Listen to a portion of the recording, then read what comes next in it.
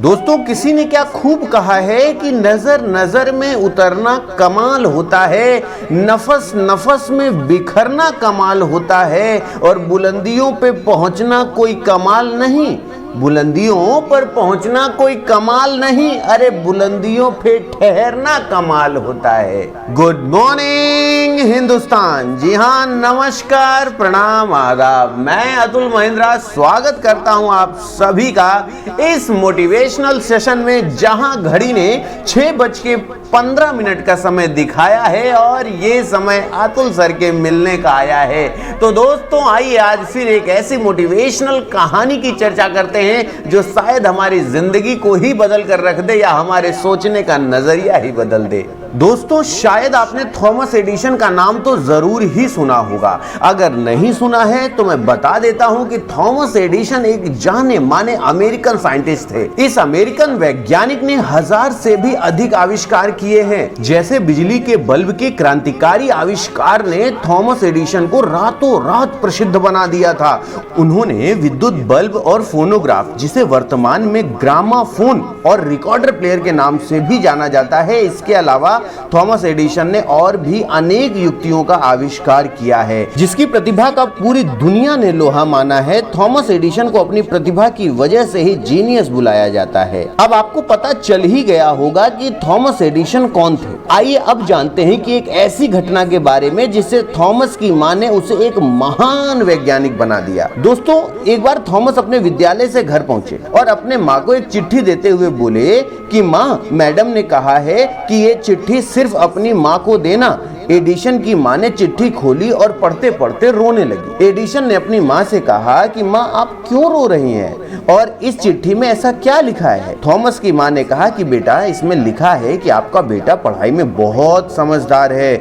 हमारे ख्याल से यह स्कूल आपके जीनियस बच्चे के हिसाब से बहुत छोटा है और इस स्कूल में ऐसी टीचर नहीं है जो एडिसन को उसकी बुद्धिमत्ता के हिसाब से ज्ञान दे सके। कुछ वर्षों बाद एडिसन की माँ की मौत हो गई और तब तक थॉमस एडिसन बहुत बड़े वैज्ञानिक बन चुके थे। एक दिन थॉमस अपने घर पर चिट्ठी बॉक्स में पड़ी कुछ पुरानी चिट्ठियों को देख रहे थे।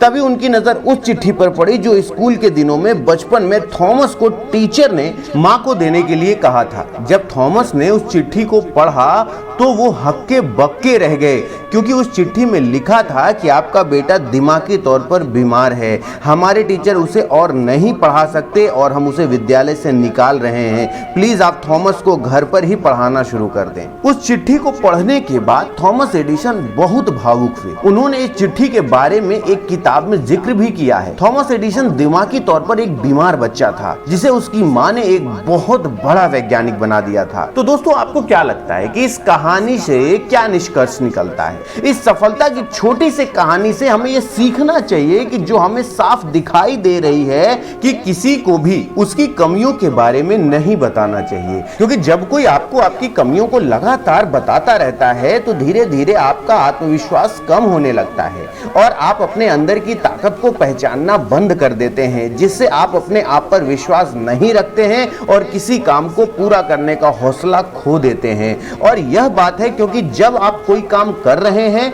और कोई आपसे कहे कि आप अच्छा कर रहे हैं तो आप और अच्छा करने की कोशिश करने लगते हैं, मतलब आपका आत्मविश्वास बढ़ जाता है। थॉमस की मां ने बहुत अच्छा किया, क्योंकि अगर वो थॉमस को उसकी कमी के बारे में बता देती तो वो कभी आविष्कारक नहीं बन पाते, जो बात थॉमस समझ गए थे। और इसलिए उन्होंने कहा कि थॉमस एडिसन दिमागी तौर पर बीमार था और फिर उसे उसकी मां ने एक महान वैज्ञानिक बना दिया।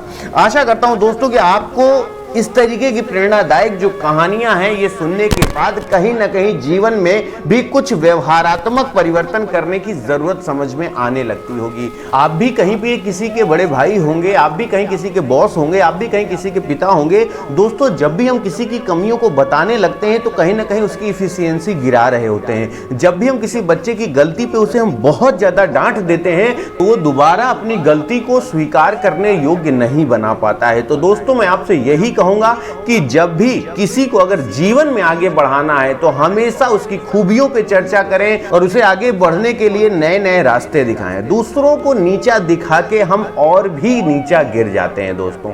तो आशा करता हूं कि इस कहानी से आपको बहुत कुछ सीखने को मिला होगा। तो जो भी मेरी आवाज जहां तक जा रही हो दोस्तों, आप सभी से यही कहूंगा कि जीवन में पढ़ के कमाने लगना ये केवल जीवन नहीं है। जीवन सामाजिक तौर से भी जिया जाता है, जीवन व्यवहारिक तौर से भी जिया जाता है। और अगर किसी ने जीवन जीने में इन कमियों को सदैव अपना रखा है तो दोस्तों याद रखना, उसका जीवन कभी भी सुखमय ना हुआ है और ना जिंदगी में होगा। तो आशा करता हूं कि आज के बाद आप भी अपने बहुत से ऐसे स्वभाव होंगे जिसे बदल चुके होंगे और कहीं ना कहीं एक दूसरे को प्रोत्साहित करते हुए नजर आएंगे। तो thank you so much for your love and support. और आपके पास भी अगर कोई कहानी हो तो आप मुझे इसे मेरे टेलीग्राम चैनल मोटिवेशनल गुरु अतुल सर में मुझे भेज सकते हैं। यहाँ पे मेरे पास कई कहानियाँ आ गई हैं जिसमें से मैंने कहानी छांट ली है और बहुत जल्दी जिनकी कहानी सेलेक्ट हुई है उनका नाम आपको स्क्रीन पे दिखाई देगा। तो दोस्तों बस जाते जाते यही कहूँगा कि सदा खुश रहें, मस्त रहें, सलामत रहें और बस सर्वे भवन्तु सुखिनः, सर्वे सन्तु निरामयाः, सर्वे भद्राणि पश्यन्तु मां कश्चित् दुर्भाग् भवेत् पे विश्वास करते रहें और ईश्वर सबको सुखी और संपन्न बनाए, यही ईश्वर से कामना है।